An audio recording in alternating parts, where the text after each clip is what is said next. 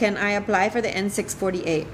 Okay, so if you want to file for the N-648, it means that you have some sort of disability that prohibits you from learning the English language and studying for the civics exam.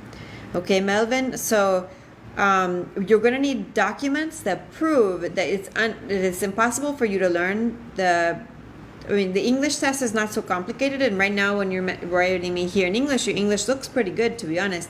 But you need to show that you have an incapacity that will not allow you to learn the civics test or the English language if you needed that, right? And so to do that, you're going to need to show documents that say, okay, I had a stroke on this day. After that, I have mental decline. I'm taking medication for these things, right? You need to be able to show what is the problem, and your doctor needs to sign the N-648 explaining with detail why you can't study these exams and why you can't learn, okay?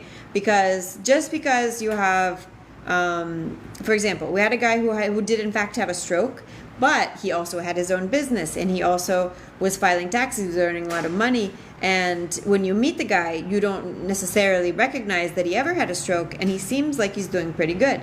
So the government pushed back, and they said, okay, we don't believe that this guy is incapacitated such that he needs the N-648.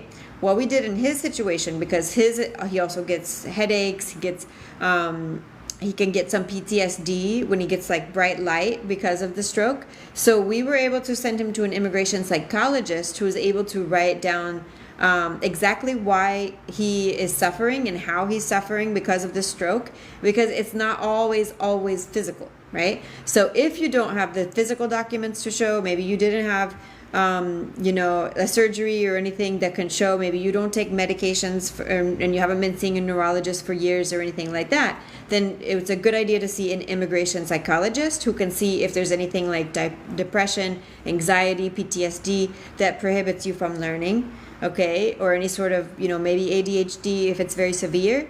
But you would need to get medical documents to back it up and a really good doctor who can explain it, okay?